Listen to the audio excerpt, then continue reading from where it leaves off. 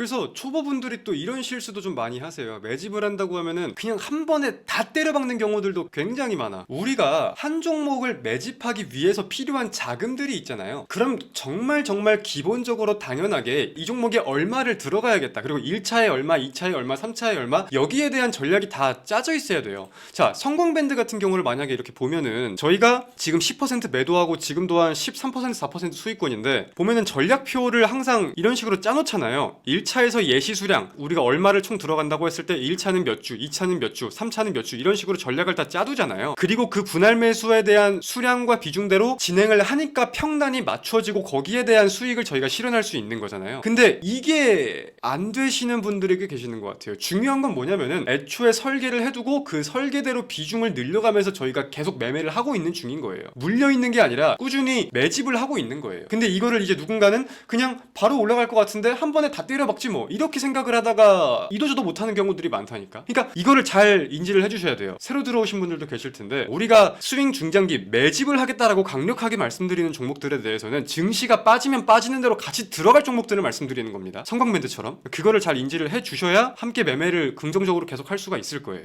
자, 인그로드랩 슈팅 나옵니다. 자, 인그로드랩은 1080원 부근 절반 매도 사인 보내드리겠습니다. 인그로드랩은 1080원 부근 현재 호가 부근에서 절반 매도 사인 제가 보내드릴게요. 자, 인그로드랩 차분하게 좀 보겠습니다. 절반 매도하고 잔량 한번 수급 더 들어오는지 차분하게 봐볼게요. 어차피 절반은 저희가 지금 가지고 있는 거니까 리딩은 계속 이어갈 겁니다. 매도가 안 됐다고 하더라도. 저희가 이 종목을 지금 바라보는 관점은 아까도 말씀을 드렸다시피 기술적으로 이 상단 부근에 대해서 좀 적은 돈으로도 위까지 가줄 수 있는 내용과 함께 돌파에 대한 기대감도 좀 가지고 있는 종목이라, 절반 오늘 증시 부진 속에서 이 정도면은 수급이 들어오는 걸 잘 이용해서 절반 매도가 나갔고, 절반은 또 차분하게 좀 지켜보도록 하겠습니다. 인그루드랩 어제 오후에 매수 사인 보내드린 종목입니다. 4월 16일 오늘자의 VIP 전용 비공개 방송을 본격적으로 시작해보도록 하겠습니다. 저는 오늘자의 방송을 진행하게 된 AP투자연구소의 이호수라고 하고요. 모쪼록 함께하는 1시간, 의미있는 시간이 될 수 있도록 최선의 노력을 다해보도록 하겠습니다. 자, 전일 미국 증시 먼저 살펴보겠습니다. 전일 미국의 3대 증시가 모두 약보합세로 마감이 되었어요. 다우지수가 0.38% 하락, 나스닥 지수는 0.05% 하락, S&P 500은 0.17% 하락. 그치만 필라델피아 반도체 지수는 0.47% 상승 마감했습니다. 미국의 전반적인 투자 심리가 부진했던 이유, 미국의 전반적인 증시가 약보합세를 보인 데에 대해서는 첫 번째, 관세의 불확실성이 지속됐다는 모멘텀을 가장 먼저 생각해 볼 수 있겠습니다.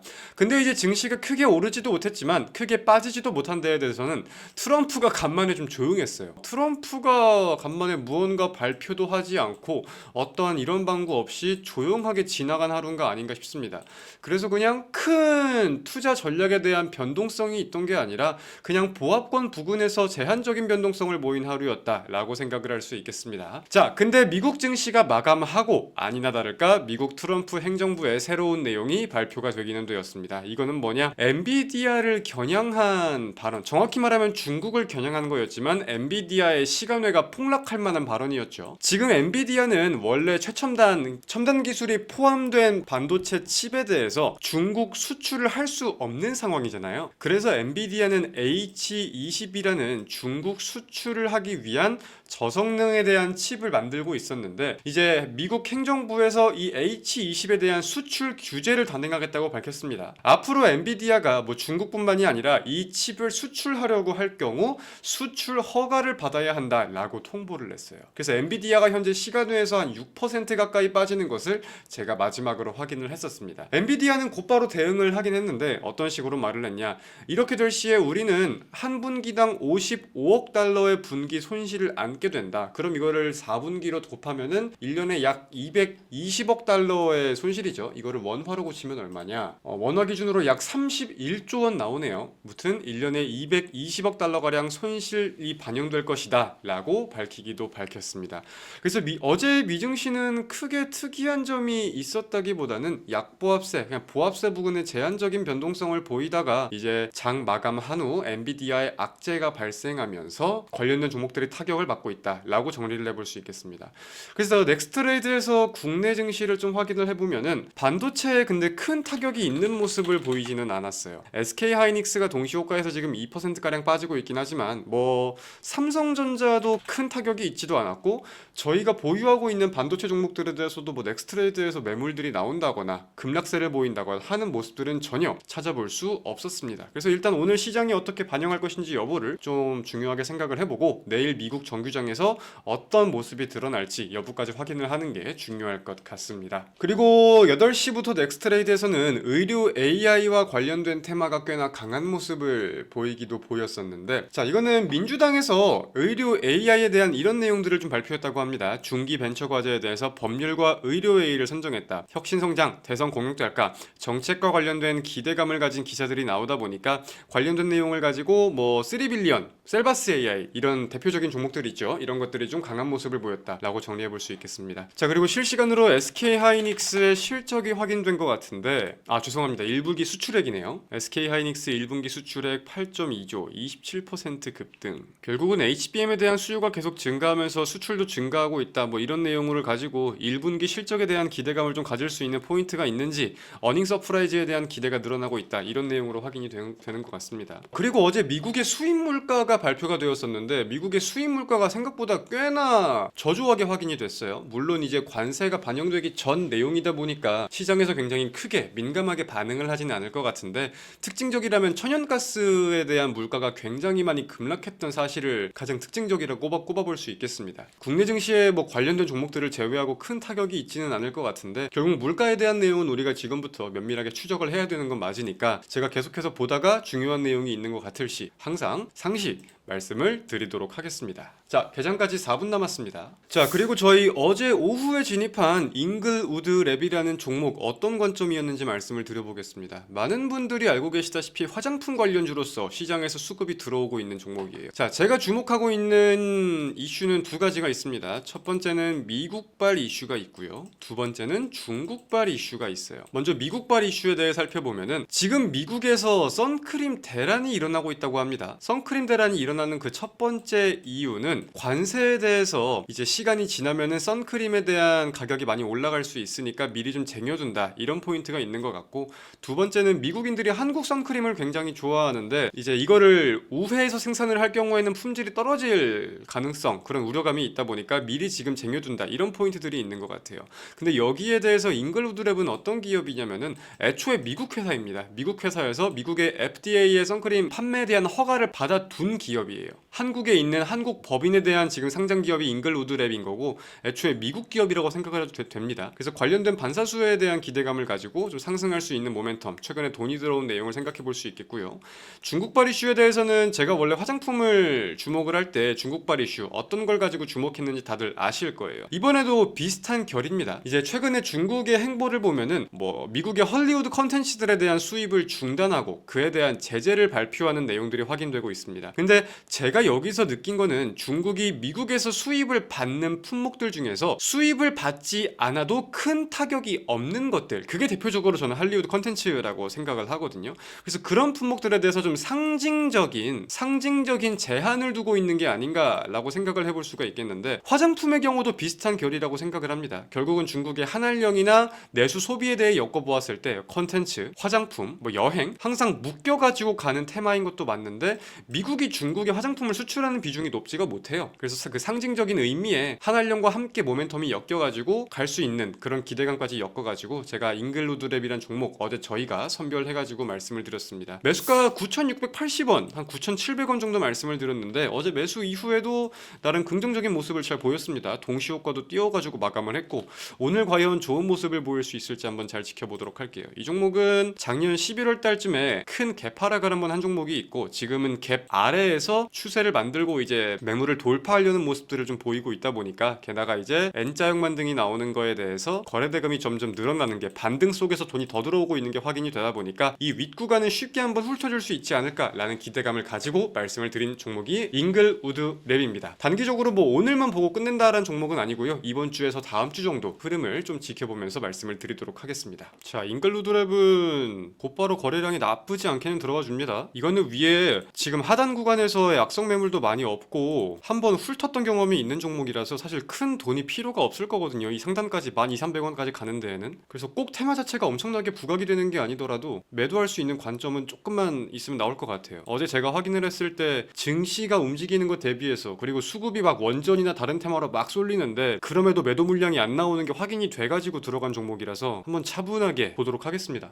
자, 잉그로드랩 슈팅 나옵니다. 자, 잉그로드랩은 1080원 부근 절반 매도 사인 보내드리겠습니다. 잉그로드랩은 1080원 부근 현재 호가 부근에서 절반 매도 사인 제가 보내드릴게요. 자, 잉그로드랩 차분하게 좀 보겠습니다. 절반 매도하고 잔량 한번 수급 더 들어오는지 차분하게 봐볼게요. 어차피 절반은 저희가 지금 가지고 있는 거니까 리딩은 계속 이어갈 겁니다. 매도가 안 됐다고 하더라도. 저희가 이 종목을 지금 바라보는 관점은 아까도 말씀을 드렸다시피 기술적으로 이 상단 부근에 대해서 좀 적은 돈으로도 위까지 가줄 수 있는 내용과 함께 돌파에 대한 기대감도 좀 가지고 있는 종목이라 절반 오늘 증시 부진 속에서 이 정도면은 수급이 들어오는 걸 잘 이용해서 절반 매도가 나갔고 절반은 또 차분하게 좀 지켜보도록 하겠습니다. 잉그루드랩 어제 오후에 매수 사인 보내드린 종목입니다. 저 같은 경우는 여러분들도 아시겠지만 증시가 떨어질 것 같다 라고 할 때는 좀 가감없이 말씀을 드리는 편이에요. 그래서 급하게 현금화가 필요하면은 현금화도 막 욕먹어가면서 하고 나름대로 증시가 하락할 것 같다고 하면은 지금은 좀 우리가 지켜볼 때다 라고 항상 말씀을 드리는 사람이었습니다. 근데 저는 기조가 이제는 바뀌어야 된다고 말씀을 많이 드리고 있지만서도 그거를 아직까지 공감을 못 하시는 분들이 좀 많은 것 같아요. 사람마다 정답 그 관점은 다르기 때문에 제가 이거를 정답이라고 할 수는 없겠지만 저는 여전히 강력하게 생각을 하고 있습니다. 지금은 우리가 분명히 매매를 해야 할 때고 쌓아둔 현금에 대해서 슬슬 그 자금을 주식으로 비중을 옮겨가야 될 때가 맞다는 거예요. 항상 개인 투자자분들의 논리가 뭐냐면은 관세가 조금만 해결되면 들어가야지, 대통령이 당선이 되면 들어가야지, 뭐 이런 말씀들도 많이 하시는데 저는 그러면 항상 말씀드립니다. 그 모든 악재가 해결이 되면은, 그 모든 불확실성이 해결이 되면 그때는 증시가 고점일 때라고. 주식이라는 거는요 절대 100%라는 게 없어요. 이 악재를 해소해 가는 과정에서 돈이 들어오는 거고 상승장이 만들어지는 거지, 이 모든 게 해결됐다고 해서 그때부터 주식이 절대 오르지 않습니다. 왜 주식시장이 이 현물시장을 선반영하고 미래시장을 선반영한다 이런 말들이 나오는 건데요. 위험자산 시장에서는 우리가 미래에 대한 기대감을 가지고 베팅을 하는 거예요. 그렇기에 불확실성이 있어야 우리가 베팅을 할 수 있고 이 불확실성이 있기 때문에 매매를 할 수 있다 라는 관점을 잘 알아두셨으면 좋겠습니다. 예를 들어서 증시가 이제 지금 이 구간인데 이런 구간을 보이고 있는데 제가 이 구간, 지금 비슷한 구간에서 증시가 애매한 모습을 보일 때 자, 지금 구간부터는 매매를 공격적으로 하자 라고 제가 말씀드리진 않았어요. 물론 떨어지기 전에는 제가 비슷한 말을 했을 수 있겠지만 떨어지면서는 생각보다 분위기가 심각한 걸 보면서 말씀을 보수적으로 드렸습니다. 근데 지금은 빠졌다가 올라오는 게 확인이 되면서 증시가 어떤 재료를 좋아하는지 확인이 되었고 그 재료에 대한 모멘텀들이 지금 어떻게 이어지고 있는지 확인이 되고 있잖아요. 그러면 지금부터는 저는 떨어질 때마다 담는 게 맞다, 무서워할 게 아니다, 이 기조로 가는 게 맞다고 생각을 하는 거예요. 그래서 이런 포인트들을 잘 좀 이해를 해보셨으면 좋겠습니다. 지금이라도 시작을 안 하면은 분명히 또 뒤처지는 거예요. 남들 좋다 뭐한다 이제 기사들 막 엄청나게 쏟아질 때 그때 다시 시작해가지고 또 다시 고점에서 물리고 아마 무한 반복일 거라고 생각을 합니다. 그러니까 지금 한 번에 크게 베팅을 하라는 게 아니라 지금부터는 서서히 모아갈 필요가 있다. 저희도 지금 중장기 매집을 시작을 했듯이 그 포인트를 잘 알아주셨으면 좋겠습니다. 제가 요즘에 한두 달 전부터 오전 수급을 믿기가 정말 힘들다, 여러분들이 단타를 치기 힘들어 하시는 이유가 오전에 페이크 캔들이 너무 많아서 그런 거다 말씀을 많이 드리고 있잖아요. 그래서 그거를 좀 타개할 수 있다고 생각한, 나름대로 오전 수급에 신뢰를 가질 수 있겠다고 생각한 검색식을 제가 하나 만들어 뒀거든요. 어제 저희 채널에도 올라갔고 홈페이지에도 제가 올려놨어요. 그러니까 그 검색식 확인해가지고 쓰실 분들을 잘 확인을 좀 해보시길 바라겠습니다. 증시의 상승과 하락을 신경 쓰는 것도 중요하겠지만 결국은 증시에 남아있는 수급이 어떻게 움직이고 있는지 여부를 보는 게 단기 매매에선 저는 굉장히 중요할 거라고 생각을 하거든요. 그런 부분에서 봤을 때는 꼭 뭐 이 종목이 수급이 제일 세 이렇게만 볼 게 아니라 적은 돈으로도 움직일 수 있는 테마들이 하나둘 확인이 되고 있기 때문에 저희는 계속해서 이런 단기 매매를 좀 이어갈 생각입니다. 중장기는 중장기대로 매집을 이어가고 단기 매매도 순환을 확인하면서 좀 잘 진행을 해보려고 해요. 잉그루드랩도 큰 돈이 들어온 건 아닌데 매도할 수 있는 관점이 한번 나와줬고 아직 제 기대감은 끝나지 않았다고 생각을 해서 잔량은 차분하게 좀 더 보도록 하겠습니다. 그래서 초보분들이 또 이런 실수도 좀 많이 하세요. 매집을 한다고 하면은 그냥 한 번에 다 때려박는 경우들도 굉장히 많아. 우리가 한 종목을 매집하기 위해서 필요한 자금들이 있잖아요. 그럼 정말 기본적으로 당연하게 이 종목에 얼마를 들어가야겠다, 그리고 1차에 얼마, 2차에 얼마, 3차에 얼마, 여기에 대한 전략이 다 짜져 있어야 돼요. 자, 성공밴드 같은 경우를 만약에 이렇게 보면은 저희가 지금 10% 매도하고 지금 또한 한 13%, 4% 수익권인데 보면은 전략표를 항상 이런 식으로 짜놓잖아요. 1차에서 예시 수량 우리가 얼마를 총 들어간다고 했을 때 1차는 몇 주, 2차는 몇 주, 3차는 몇 주 이런 식으로 전략을 다 짜두잖아요. 그리고 그 분할 매수에 대한 수량과 비중대로 진행을 하니까 평단이 맞춰지고 거기에 대한 수익을 저희가 실현할 수 있는 거잖아요. 근데 이게 안 되시는 분들이 꽤 계시는 것 같아요. 중요한 건 뭐냐면은 애초에 설계를 해두고 그 설계대로 비중을 늘려가면서 저희가 계속 매매를 하고 있는 중인 거예요. 물려있는 게 아니라 꾸준히 매집을 하고 있는 거예요. 근데 이거를 이제 누군가는 그냥 바로 올라갈 것 같은데 한 번에 다 때려박지 뭐 이렇게 생각을 하다가 이도저도 못하는 경우들이 많다니까. 그러니까 이거를 잘 인지를 해주셔야 돼요. 새로 들어오신 분들도 계실 텐데 우리가 스윙 중장기 매집을 하겠다라고 강력하게 말씀드리는 종목들에 대해서는 증시가 빠지면 빠지는 대로 같이 들어갈 종목들을 말씀드리는 겁니다. 성광밴드처럼 그거를 잘 인지를 해주셔야 함께 매매를 긍정적으로 계속 할 수가 있을 거예요. 성광밴드 같은 경우도 어제 저희 평단 기준 16% 수익까지 갔었어요. 근데 저희는 뭐 조급하게 본 것도 없고 야 팔아야 돼 말아야 돼 이런 고민도 일체 하지 않았습니다. 빠지면 조금 빠지는 대로 기다리면 되고 올라가면 올라가는 대로 우리 목표가 플러스 20%에서 어떻게 할 건지 정하면 되고 오늘 좀 빠진다고 쫄고 걱정할 종목이 아니라는 거죠. 가뜩이나 지금 이거는 비중이 저희가 엄청나게 많이 커져 있는 종목이라서 수익을 어떻게 더 극대화시킬 수 있을까 생각하는 부분들이 있습니다. 주린이 분들 같은 경우는 수익금이 아니라 수익률 나 이걸로 몇 퍼 먹었어 이걸로 자랑을 하고 이거에 되게 혈안돼 있으신 분들도 많은데 저는 중요한 건 사실 수익률은 아니라고 생각을 해요. 우리가 그럴 거면 스윙 중장기를 하는 이유가 뭔데 그죠? 분명하게 내 계좌를 계속 늘리기 위해서 스윙 중장기를 하는 거잖아요. 그런 부분에서 봤을 때 성광밴드가 지금 비중은 꽤나 많이 키워져 있고 저희는 한번 끝까지 수익금을 키우는 데에만 혈안시켜서 볼 생각이 있는 종목입니다. 종목마다 보는 관점을 다르게 가져야 돼요. 여러분들이 이제 내가 좋아하는 관점은 이거야 이거 위주로 난 볼 거야 하면은 물론 애초에 종목을 선정할 때 그런 종목 위주로 보시겠지만 저희는 꼭 한 가지의 관점만을 가지고 종목을 보진 않잖아요. 포지션별로 다르니까. 당일 뭐 어떤 수급에 대해서 기술적인 흐름에 대해서 이런 것들을 중요하게 보고 있고 반대로 인그루드랩은 저희가 반대로 말하죠. 이거는 크게 거래대금이 많이 필요한 종목이 아니야. 그냥 이제 추세에 대한 지지 반등이 분명하게 나오고 있고 거래대금도 늘어나고 있어서 큰 돈이 들어오지 않아도 이 윗구간까지 갭에 대한 거는 매우 쉽게 메워줄 수 있을 것 같아. 이런 관점으로 접근을 하는 거고 우리 가장 최근에 매도한 일신석재도 그런 개념이죠. 근데 돈이 좀 필요하긴 하다. 포텐이죠 하나에. 오늘 방송은 여기서 마무리하도록 하겠습니다. 지금 보유하고 있는 종목들 오후도 그렇고 언제 어떻게 튀어도 이상하지 않은 상황이라고 생각이 들거든요. 인그루드랩도 마찬가지고 전반적으로 다 기대감이 유지가 되고 있는 종목들이니까 증시 하락한다고 뭐 한다고 해서 너무 무서워하지 말고 차분하게 잘 지켜보셨으면 좋겠습니다. 자, 오늘 방송은 여기서 마무리하도록 하겠습니다. 저는 내일 다시 웃으면서 인사를 드리겠습니다. 내일 만나요. 안녕.